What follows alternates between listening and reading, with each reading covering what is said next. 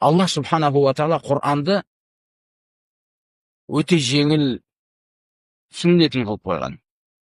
Аллах Құранда айтады: "Валақад яссарнал Құр'ана лиззикр".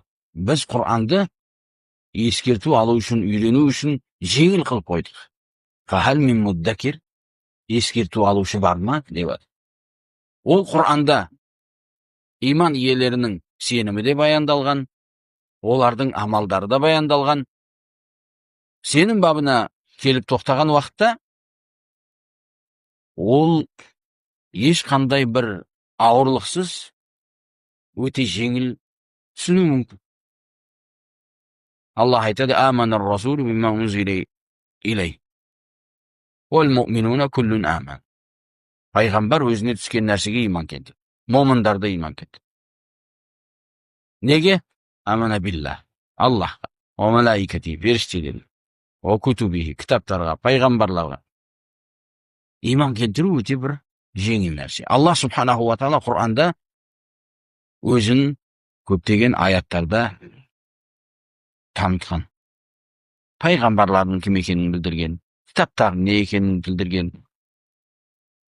Сосын қиямет күні не екенін танытқан. Ол өте бір қиыншылықсыз түсінсе болады. Егер оны ахлі сүнна вал жамаат айыммалары түсінген сияқты түсінсең. Амма бидат иелерінің түсінігімен түсінетін болсаң, ол уақытта оны тек қана сол бидат иелері ғана түсінеді. Оны басқа біреу түсіне алмайды. Түсінікті ме жоқ па? Тек қана олар осы бапта бидат иелерінің өзі ғана түсінеді. Амма қарапайым халық олардың шығарған немесе берген түсініктемесін дұрыстап,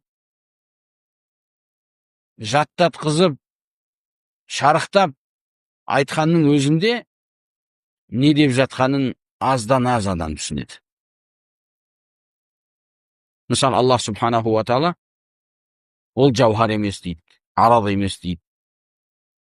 Немесе, бұл нәрселер қарапайым халық түсінбейді.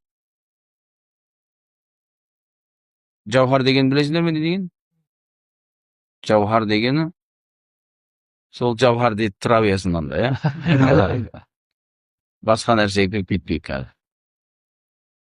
Ол оң жақта да емес, сол жақта да емес, төбеде де емес, төменде емес, әлемнің ішінде де емес, сыртында да емес. Кім айтқан бұл сөздің бәрін? Аллахтың Құранында бар ма сондай нәрсе? Аллах субханаху ва таала өзіне қатысты болмайтын, айтылу мүмкін емес болған сөздерді Құранда айтып қойған. Ла таъхудуху синату ва ла наум. Хайюн қайюм, лам ялид ва лам юлад. Айтылған ол сөздер. Бірақ мына бидат иелерінің айтып атқан сөздерін Аллаху алам өздерінің көбі түсіне ме жоқ па? Қарапайым халық мүлдем түсінбейді олар.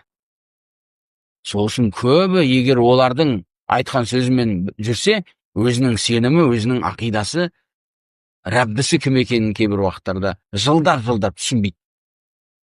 Раббісін танимын десе, Ибн Аббастың хадисі айтылса, ихфазиллаха яхфазук.